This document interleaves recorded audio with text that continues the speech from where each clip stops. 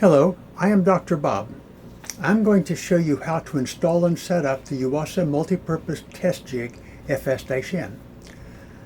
I will be using the motor drive unit DML-HP. I will call it the HP. This is the FS-N base unit. It is very similar to the base unit of the ST stretching jig. Place the motor on the left with the power cord connection on the back side. Place the FS-N jig on the right with the moving slider on the left and the fixed slider on the right. This is the way the units will face when they are joined together. The HP can be used in the linear reciprocating mode or in the rotary reciprocating mode. Converting from one to the other is easy. Please see the DML-HP setup video to learn how to change modes, how to use the touch panel, and other issues. They will not be covered in this video. The FS-N jig is driven by the linear drive output of the motor unit, so we will be using the linear output shaft in this video. It is already installed on the HP. The moving slider will be moved back and forth by that shaft. The fixed slider will be locked into place using these two knurled nuts on the end of the long screw. One nut is on each side of a bracket, fixed bracket on this end of the jig. This is the joint bracket which will attach the jig to the motor unit. It is already attached to the motor unit. You can remove the knurled nut on the FS-N to slide the FS-N into place on the bracket and then lock it with the knurled nut. This is the floating joint which goes on the end of the linear drive shaft, and it couples to the moving slider through this connector. Coupling is easiest if you remove the connector, have the floating joint in place, put the connector over top of the floating joint, and then slide it into place and connect the connector back to the jig. There are two pins in here that help you get it locked into the right place.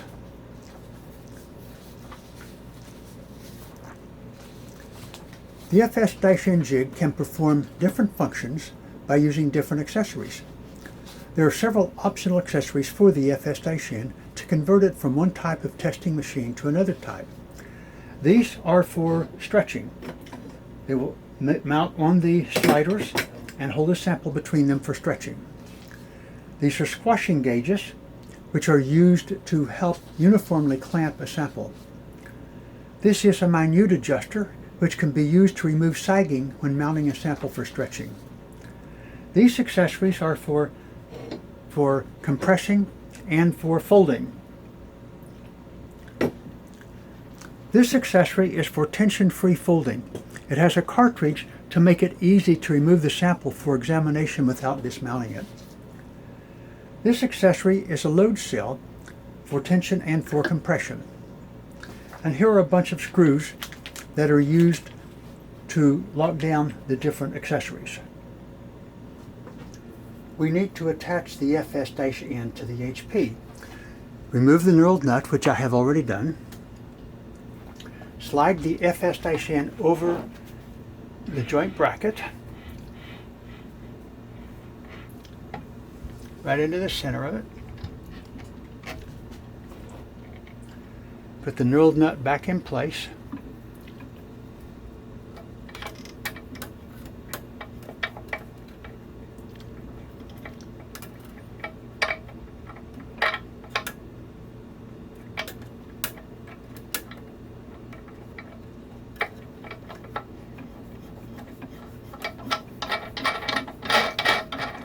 And tighten it.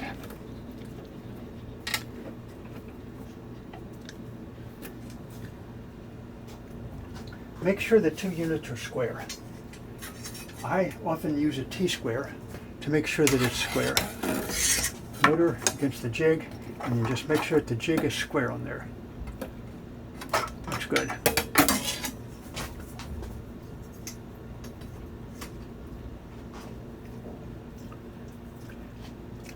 attach the floating joint to the drive shaft, which I have done already.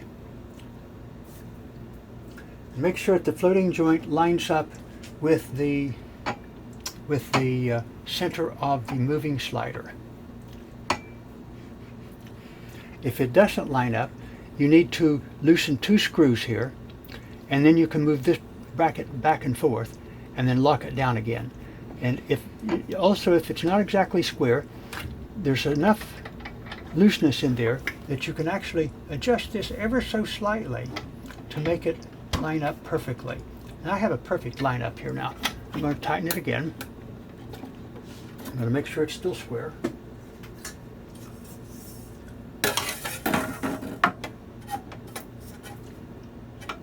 That's square. And it lines up very well. Okay, now I'm going to place the connector over the drive shaft, over the floating joint, and then slide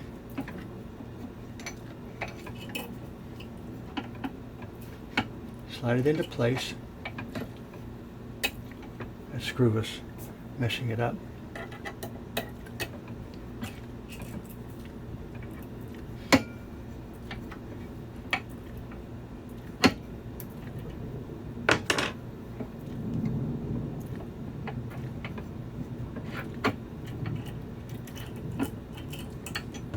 Make sure we're locked into the pins. Tighten the screw.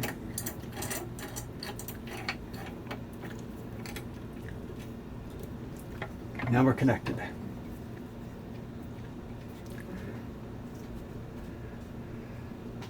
Now let's take a look at each of the accessories for the FS-M basic unit.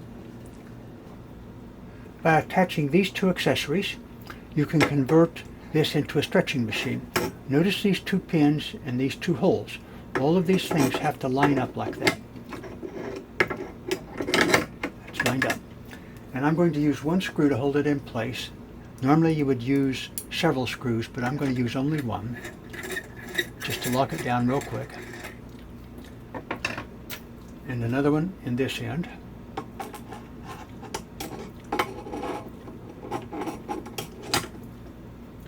And 1 screw to lock it down.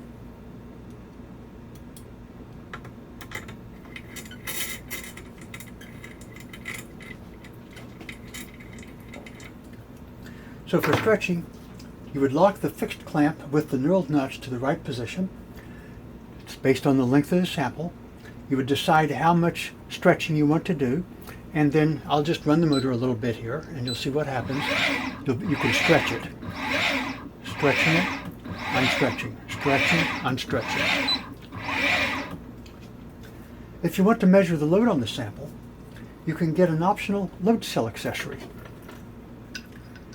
To use this load cell accessory, you have to remove this clamp.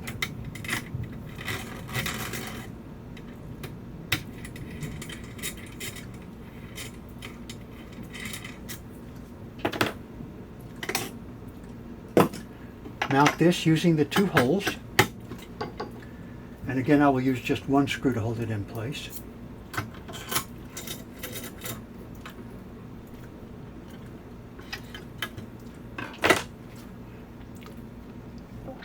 And we need to lift this because this is higher than the base here. So we're going to lift this up.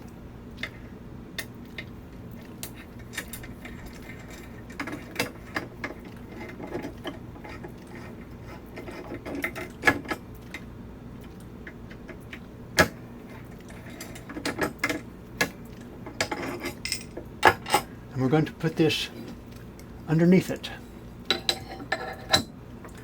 It locks into place with some screws, but I'm only going to use 1 again. That's so they don't fall off. And then put the clamp, this clamp back on it. And lock it down. Now the sample will be level between these 2 points. Okay, there's a load cell in here, and you can wire this into a meter, and you can measure the load. Clamp the sample here just like before.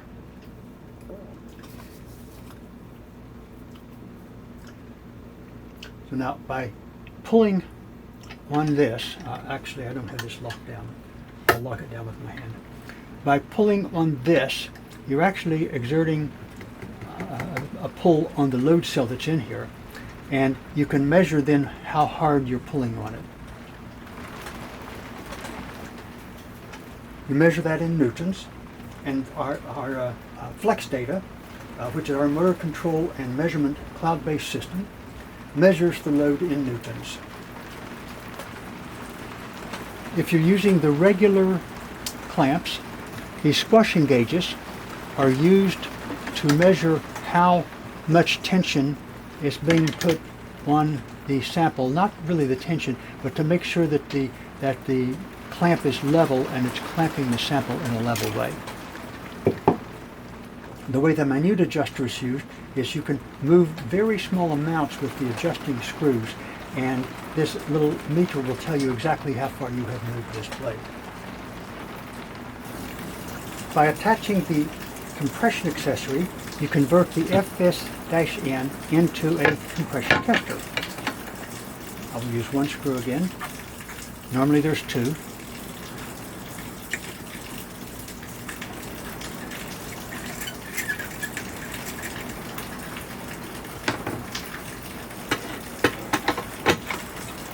The same locating pins are there.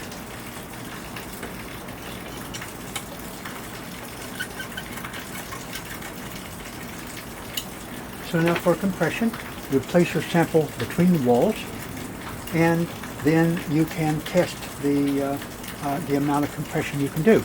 I'm not going to run this the way I did before because you can't compress this very much, but I'll just move the slider a bit. See how I'm putting pressure on it and off again. And so normally I would set this up with exact dimensions because you can over squeeze it if you're not careful, more than the motor can actually handle. Now if you want to measure the load, you can do the same thing again.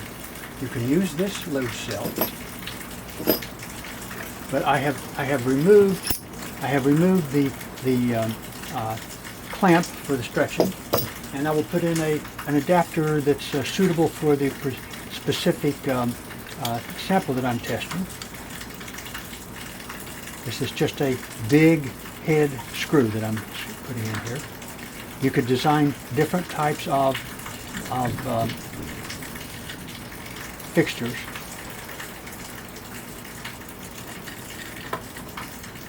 Okay, and put that in here. I'm going to back this slider off.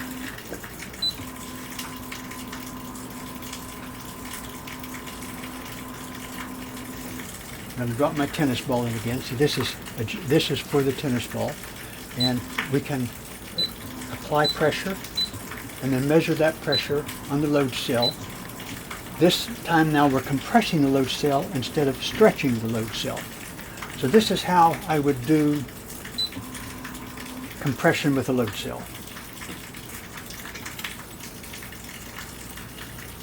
And again, flex data can be used to measure that load in newtons. You can use the compression accessory for bending also. Simply put a sample between the two brackets and let it get folded. This is variable radius folding. Let me get a sample. This is one of the functions that you can get also on the regular FS or the FS-C testers. Okay, now normally I would do a better job of mounting this sample. I'm just wanting to do something very quick here for you.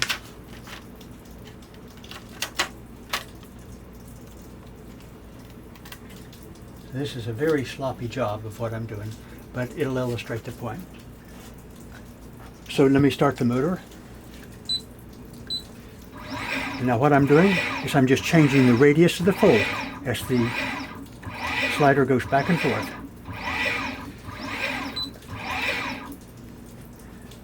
So that's how you can use the compression accessory to do variable radius folding. You can put a cartridge on the compression accessory using these 4 locating pins. This converts the FS-N into an FS-C, tension-free U-shaped folding tester. You can remove the cartridge plate just like you can with the FS-C. The tilt controllers on the sides cause the bending of the sample to follow the proper shape. Now I've already set up my sample, and I'm going to simply place it on the pins using the cartridge. And I can remove the cartridge.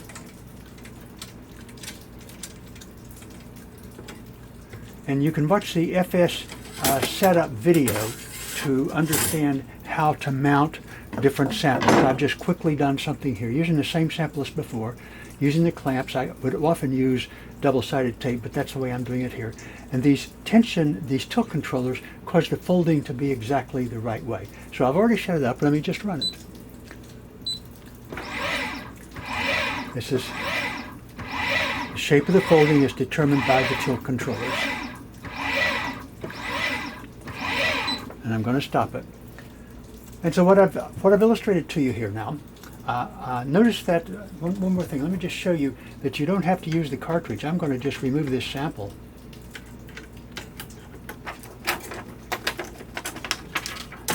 And you could mount your own sample here, take it in and out as you please. You don't have to use a cartridge. Cartridge can be handy. But see, now I could set up a different sample. And I can just remove these to convert it back to compression.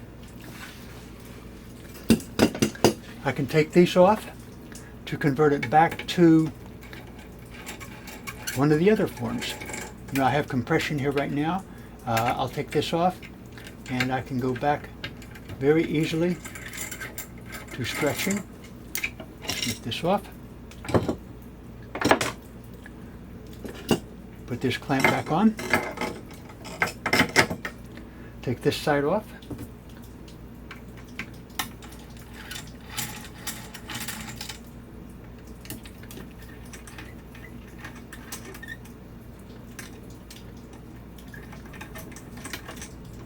Take this off and put on the clamp on this side. I could use the load cell or not use the load cell. Just a question of which thing I want to do. But it's easy to convert from one of these functions to another one of the functions. So that's the conclusion to the introduction of the FS-N.